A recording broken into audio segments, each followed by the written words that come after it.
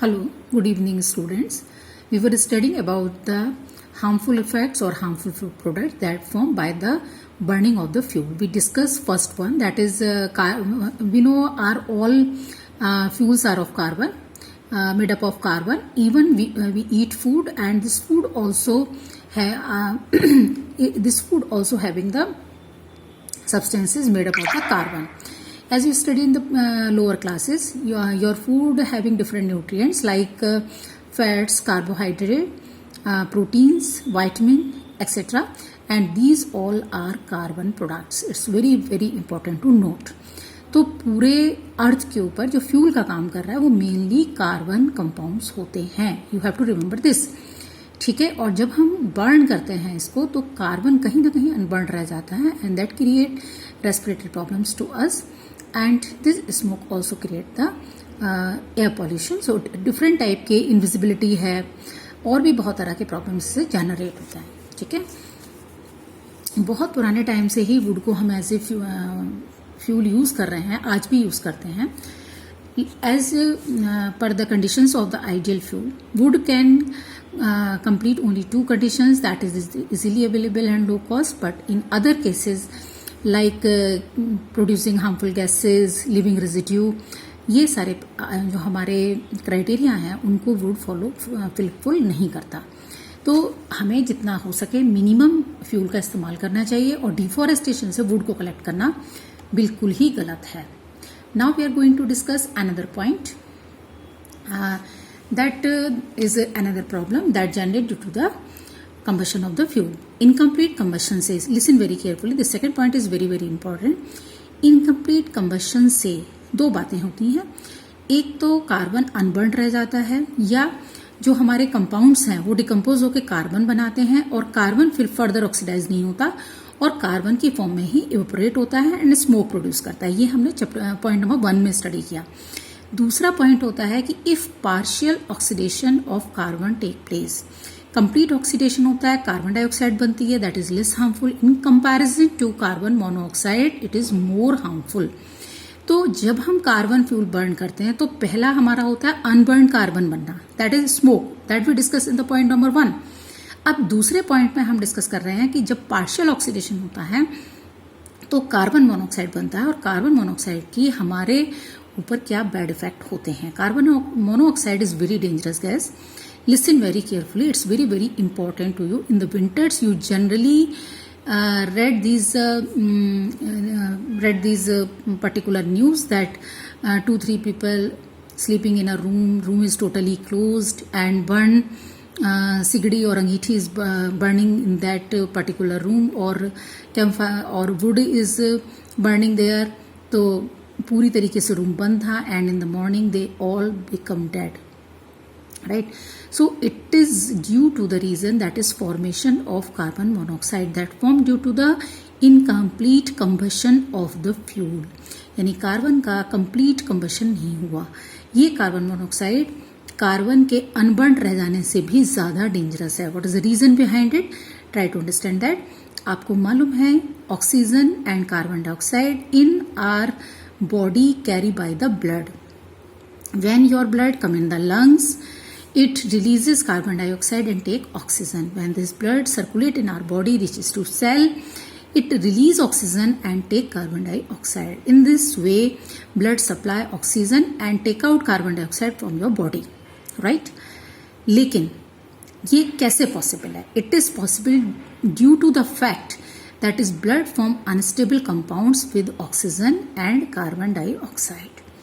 But if CO is there, that is carbon monoxide is there, carbon monoxide form very very highly stable compound with your blood, especially with your hemoglobin.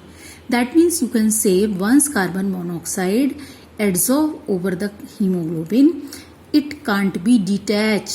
That means hemoglobin become useless and now it is not able to carry oxygen and carbon dioxide.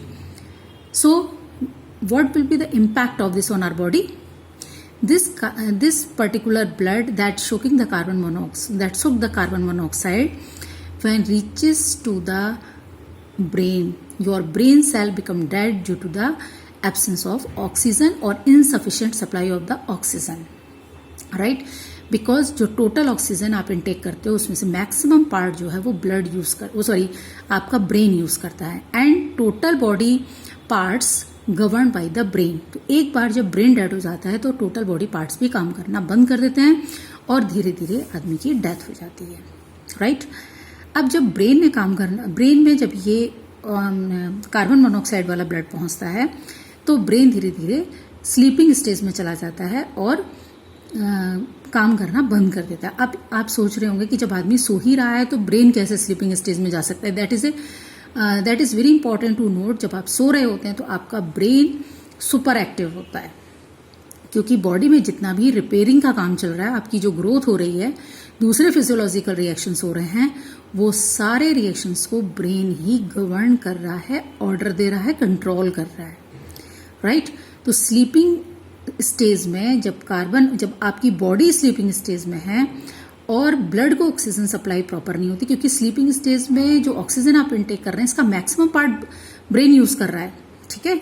तो क्या होगा कि जब brain को oxygen supply नहीं मिलेगी, that become dead first, brain dead first, right? So without any pain, without any feeling, you become dead. That's why CO is also known as silent killer. So it is very important point to note. You should not, you have not sleep in a room there is burning or smoldering coal fire in it. क्योंकि कोल में ये ज्यादा amount में form होती है. तो जिस भी रूम में कोल फायर है, बर्निंग और स्मोल्डरिंग यानी सुलगता हुआ रेड हॉट कोल है, उसमें पूरी तरीके से बंद करके नहीं सोना चाहिए. अगर आप विंटर्स में सो रहे हैं और आपने अंगीठी जला रखी है, स्मोल्डरिंग कोल फायर है, तो आपको उसको अपने रूम से बाहर निकालना चाहिए सोने से कम 20 मिनट पहले, राइट?